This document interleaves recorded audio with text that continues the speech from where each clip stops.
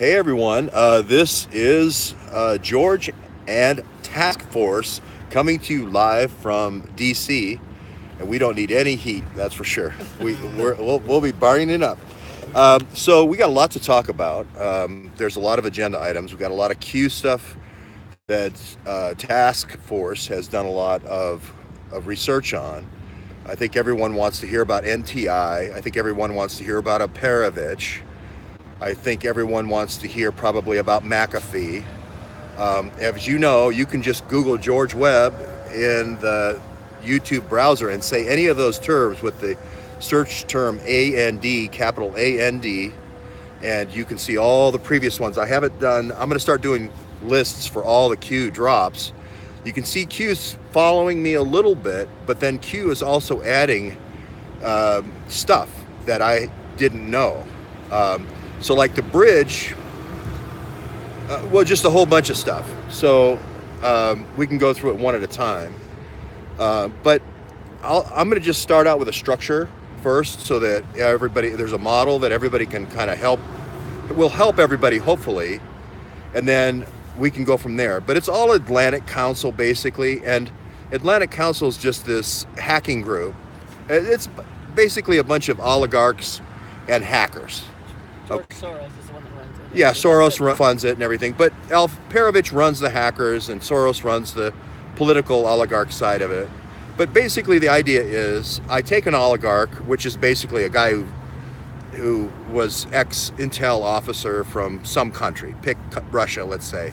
Dmitry Alperovich was running the deal, and his dad ran the deal for these guys. So these guys used to work for his dad in Russia. And Deripaska is going to be one of them, and Prokhorov's going to be one of them, and go down the line. Firtash and Friedman and Gubarov and all of these guys are just going to be guys who used to work with Alperovich's dad. And Sechin, all these guys that the Russians are coming out, they're getting sanctioned, etc. All going to be these guys that work for Dmitry Alperovich's dad. Now, a lot of you know that I worked with Dmitry Alperovich at McAfee, and I've said a lot about this, and I said he was the key. McAfee spins out, CrowdStrike. Some of the guys went to FireEye. Some of them went to, these other, basically you need people to attack as well as to sell your defense products. There's no good in coming out with a bunch of defense products if you don't have attackers out there. And so FireEye was kind of one of those. And we can go through all that, but that's the structure. So if you think of Atlantic Council and then all the people on the Atlantic Council, it kind of gives you all the conspirators in one go. Now they're going to name them different code names. Oh, there's going to be Cozy Bear, and then there's Fancy Bear, and then there's, Sea Bear and Pinch Bear for Pinchuk's. They made it too obvious with Pinchuk. They gave them Pinch Bears. I mean, or they're going to call them the Dukes, Pinch Dukes. They keep changing the name when it gets too obvious that Andy's the recruiter. Andy McCabe being the guy who went to Duke. And this whole thing's kind of run out of Duke. And I'll explain how it gets back to Duke in a minute. But it's basically sanctioned by the Special Warfare Center in the Army Special Warfare Center and the Navy Special Warfare Center, which is not in Charlotte, but it's in Fayetteville. So the Kennedy Center for Irregular Warfare for the Navy, Army Special Operations Command in Fayetteville. But you cannot say, hey, we've got this big government program to attack and CrowdStrike Americans. That doesn't play too well. So what you have to do is kind of cleanse it. You have to rinse it through a university. So you rinse it through Duke. So you have professors come out and make statements rather than generals come out and make statements. You have different third parties do analysis for you rather than having guys in uniforms saying, hey, I did an analysis who I think the threats are in Cleveland today, and here's my list. You can't do that. You have to have these kind of cutouts in place. So let's just keep that structure in mind. We'll start with the bridge. Okay, the bridge is, the way it worked is the FBI built out a separate infrastructure. I'm talking about routers now from NSA, okay? And the idea was that we would have this ability to do whatever we want on our side of the bridge, okay? So we get all the data from you, from NSA, but you don't know what we're doing on our side of the bridge, okay? Now, I've said before, I believe the bridge is at Verizon over by Chantilly, Virginia. It's not actually Chantilly, but it's near The National Reconnaissance Organization is there, etc. But anyway, Washington's all tunnels and fiber and blah, blah, blah. And it goes over to DISA. And again, you can Google George Webb, DISA, and find out all about this. Again, I haven't created a playlist yet, but DISA is kind of like your funnel for analysis. And the real-time threat analysis, I believe, is done in at NGA, in NGA / National Threat Assessment Center. I heard Field McConnell and David Hawkins talking about National Threat Assessment Center last night. But it's also there in Fort Belvoir, okay, along with a couple of other ones. DISA is there, and NGA, and a couple of other ones. But National Threat Assessment is the key. The FBI also has the Counterterrorism something, or National Counterterrorism Center, that is at the White House. Basically, it's the Counterterrorism Situation Room, okay? And that's for real-time threats. So, you know, if somebody creates a hashtag, hashtag dirty bomb, hashtag Port of Charleston, and then sends it out 8,800 times, it will hit the National Threat Assessment Center. So if anybody is encouraging anybody to do that kind of thing, it would hit the National Threat Assessment Center. And that would be something that they would want to follow up on. Now, then there's downstream analysis, which is once you're done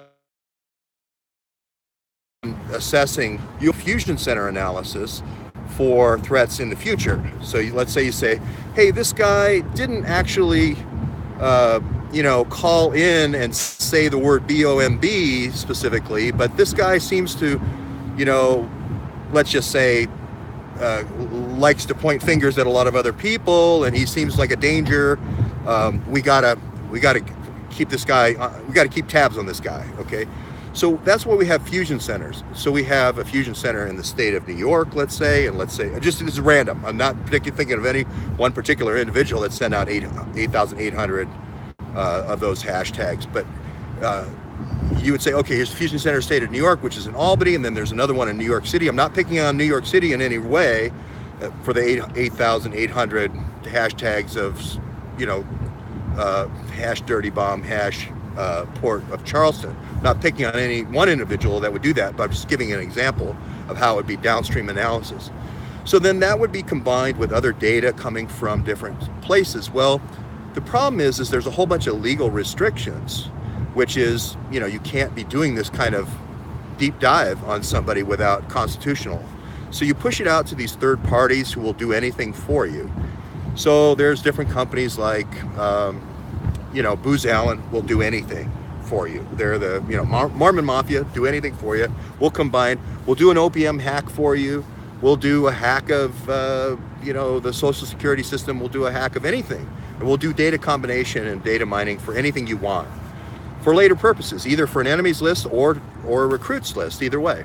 And the idea being your recruits, you attack targets. Okay, so I just wanted to get that kind of skeleton structure out of the way so you have kind of a skeleton to understand this. Social safeguard in Charlotte's kind of like that. Some of the people I knew from McAfee, I worked with Dimitri at McAfee. We brought in these 12 Russians. I saw the operation up close.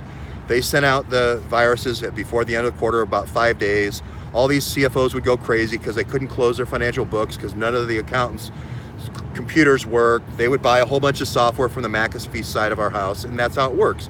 It's going to be the same thing for bioweapons. It's going to be the same thing for hacks. Okay, same idea.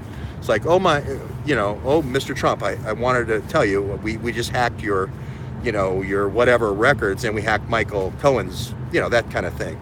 So then you are a lot more likely to buy the software after something like that happens. Okay. Now, here we are with task force. We still have a little bit of road time. Thank God I didn't take all the time. So let's talk about now NTI. Okay? Okay. So now you go on NTI. NTI stands for? National Threat Institute. National Threat Institute. Yes. Okay. And tell me, who is the CEO of that board? So the CEO of that really loud. Is Ernest, I think you say Moniz. I call it Moniz. Moniz. And he was the DOE, Department of Energy secretary under Bill Clinton when the lot of things are done with North Korea. And he did Moniz did megawatts to megatons. Right. Okay. So he did megawatts to megatons, and then he's brought back in 2013 to the Obama administration, where he is credited for the Iran nuclear deal. So he does also uranium one. Okay. Right. So So this is all kind of connected. Who else is on the board? Okay, So, keep going. I'm okay. sorry. Let me go back to it.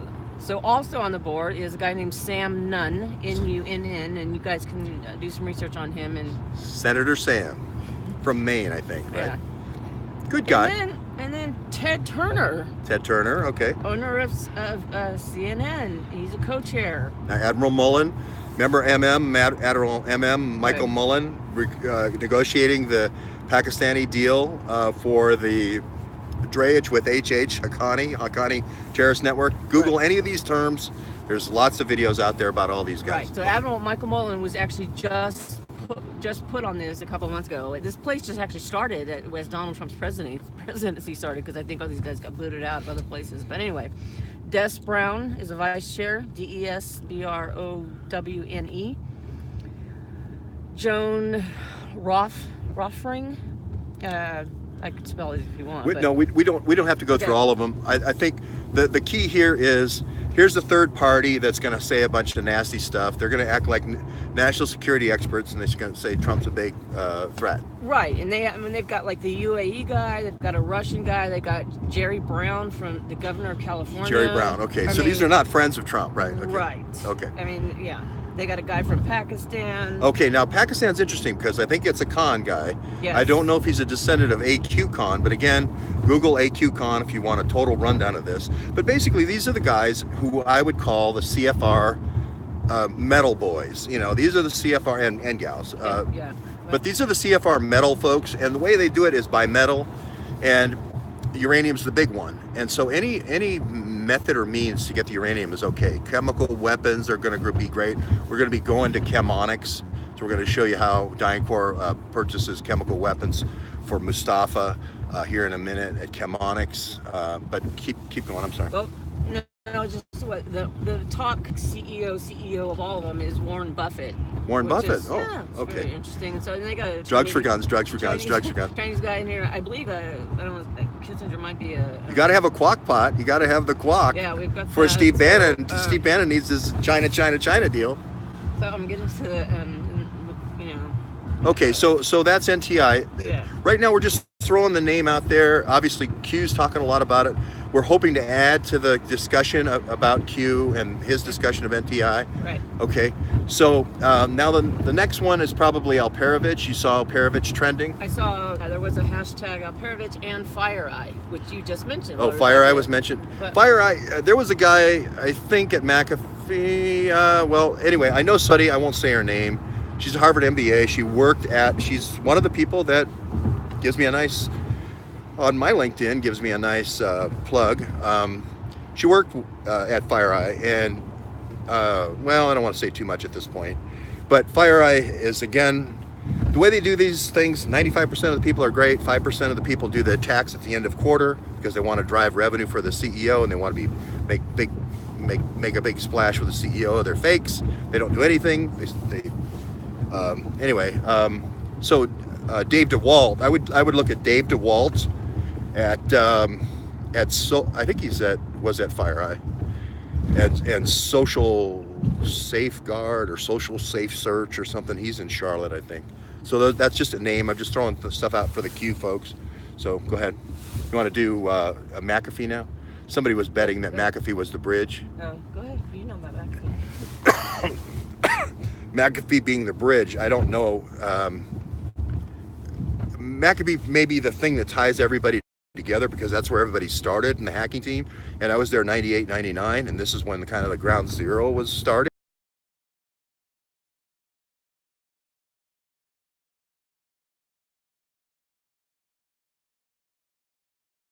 Everything you think about that might be scary, it specializes in, and it's got facilities all over the world: Belgrade, Serbia, Croatia. Now, a lot of times, these places will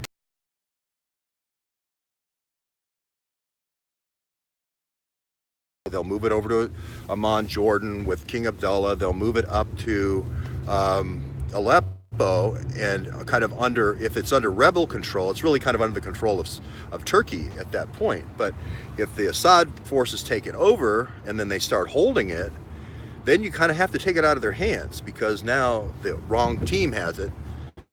Now I don't know if the takeout, the big bomb. If you can go to the George Webb, Aleppo. I show the containers, I show the blue canisters, I show the whole weapons trove. Dilyana went into the cave and actually showed it. I think Ava Bartlett did a story on it. There's a whole bunch. I think it's like got to be December 2016 sometime, or early January 2017. Yeah. But I believe they hit that chemical weapons store. Now, Chemonics, what they do is Chemonics, all these things are like third party, and you have a whole bunch of clean water people, and they're nice people. 95% of the people are nice people, but 5% of the folks are actually doing the chemical weapons transfer and trade. Okay, that's the Mustafa gang. Okay, that's the pilots. Okay, that's why he's running the Egyptian pilots. Okay, so that. Go ahead. Yeah, well, I mean, a lot of their facilities are located in Serbia and all these kind of Croatian places, but then you get to this kind of it's called chemical dual use infrastructure, and literally this is their facilities. National Threat, Infrastructure Institute, yes, located in D.C., but those people that I mentioned list these facilities, all chemical complex facilities, and where are they? They're in North Korea 1, North Korea 2, North Korea 3, North Korea 4.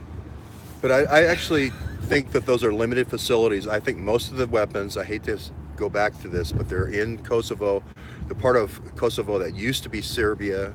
Popovic is the guy who runs the program. Otpor is the organization that controls this. Otpor is the one who does the color revolutions. Otpor is the one that uses the chemical weapons to take the territory. Once they take the territory, guys go to the mines, girls go to the rebels, and kids go to the markets. So go ahead, next one. I'm just it's kind of a little bit mind-blowing me right now because I'm reading all the chemical education and training. I read first the chemical factories or facilities that they say they own or run.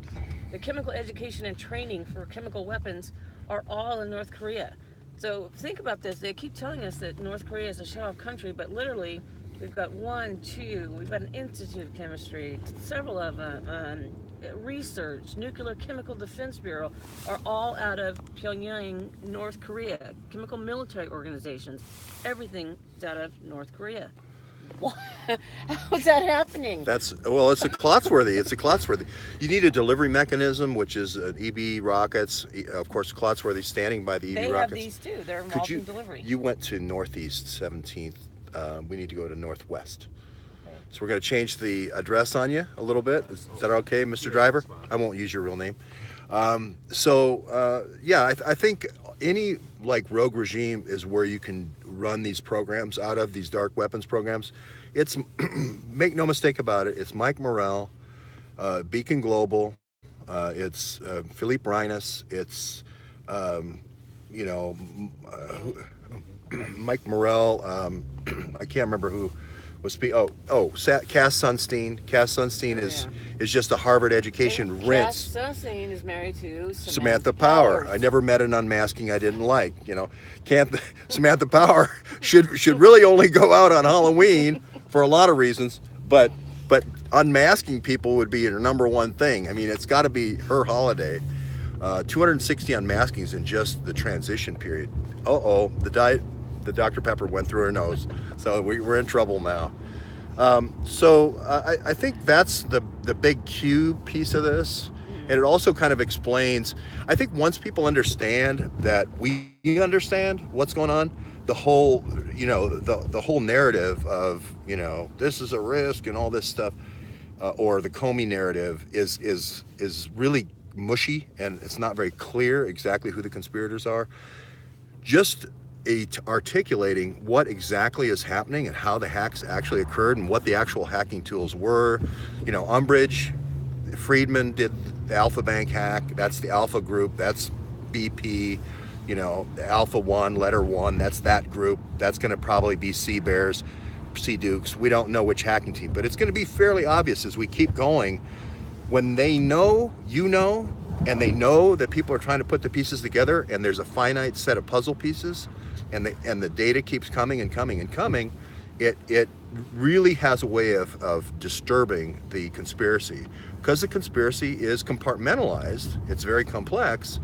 But as the picture starts coming together, the conspirators can say, oh, wait a minute, this isn't good.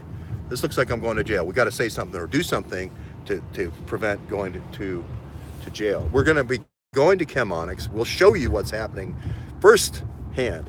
Got anything else on NTI? No, I mean, it's just like you kind of look at your worst nightmare in a lot of ways if you want to talk about bioterrorism. Well, again, Klotzworthy, we showed the picture of him standing next to the EB-3 rocket. And they actually have, I'll go into here, they have the delivery systems threat. So they talk about missiles and bombers and drones and... Oh, you know what? Now that I remember it, I think Dave DeWalt used to work for Leidos. Yeah, Leidos is the name that came up today, I think he used to work for Leidos. Yeah, that came Leidos up today, Shuffle. I think on, I don't know if it was a Q-Post or Anon. Did Dave work for Leidos too? Leidos and Conceris are the two cutouts for delivery systems. Right, Conceris definitely is. Yes. Yeah, those are the two cutouts for delivery systems. Mr.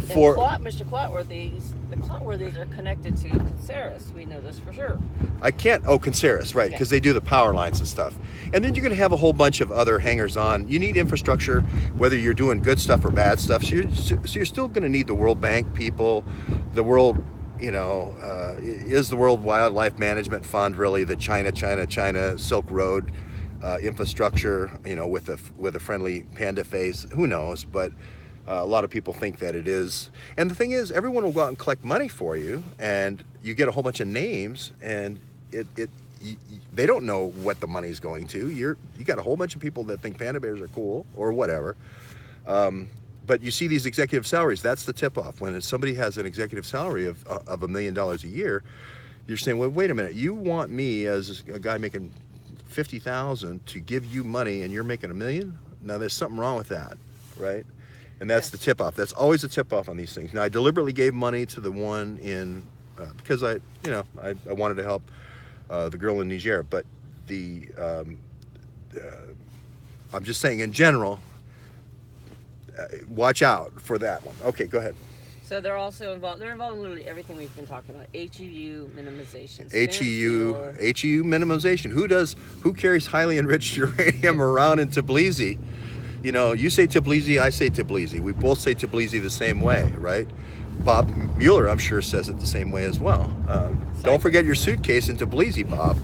Cyber nuclear weapons study group. Cyber nuclear weapons. Developing spent fuels. I mean, literally, like, what don't they do? And it's the Atlantic Security Leadership Group. And really what it is Beacon Global, where they've just slid out the placard, and then they've slid in NTI now. It's really the same thing as Beacon Global. It's Mike Morrell, it's David Petraeus, it's all the same cast of characters, Philippe Reines, and they don't like it because it's collapsing. Now let's move on to some other topics. We talked a lot about our Moaz Mustafa this morning. We published a lot of the orphanages and so forth. Got to really look at the orphanages and then the elite schools. This is where we differ. I know there's a lot going around about child trafficking, but what I actually think is it's what I call pick of the litter, which is first you put your State Department person in there or your third-party NGO if State Department's not persona non grata. Whoops, I'm covering the microphone, sorry. And you pick the litter. You pick out the ones that are going to be models, and you pick out the ones that are going to be organ donors, and you pick out the ones that are just going to be, working at the mine and whatnot. And that's kind of how you run your farm. And that is the way the elite schools are always paired with these orphanages. I think we had the same thing in Haiti, where we did a lot of stories on how these kids were being picked off and being abused and so forth. And when, if you don't make it to the elite school and you get dropped off at Mirabalais on the way to the North Shore, that's bad. That's what, like Charlotte's Web, where say, okay, you piggies get off here. That's not good. That's a bad sign. But if you make it up to the elite school, and I can't remember the elite school's name for the life of me right now, but it's heading toward that North Shore in Haiti. That's really kind of not so good. But that's the combination: is the orphanages in these kind of third world countries, or and then these other kind of children's protective or orphanage kind of places in like America. There's this like connection between all these things. And Gulan is the Right. first system that comes to mind. Yeah, that comes to my mind too. It is just like, oh man, I hope that's not the cover for the elite school thing. Actually, it is. Been there, done that, got on these things. Now, somebody said that they hit, and Sam Nunn was almost killed. That is some kind of got out on the internet, and that Sam Nunn was targeted in some way. Sam Nunn? I like Sam Nunn. Right. Well, I think what I just listened to a speech done by Mike Mullins, who was just put on the board, where he's basically talking. This is about 4 weeks ago. He's talking about just kind of everyone gripping and holding on until they kind of get rid of Trump, and what a great success Angela Merkel is for accepting all the refugees, and she was kind of his hero. And I thought that's kind of odd that Germany's fallen to pieces, a lot of problems, and that's his hero. Well, I don't know what to say about that other than I would rather give jobs to Americans in Capitol Heights than bring somebody in from overseas.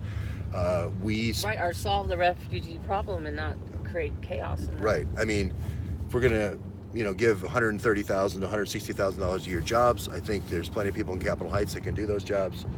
Especially if we're talking IT.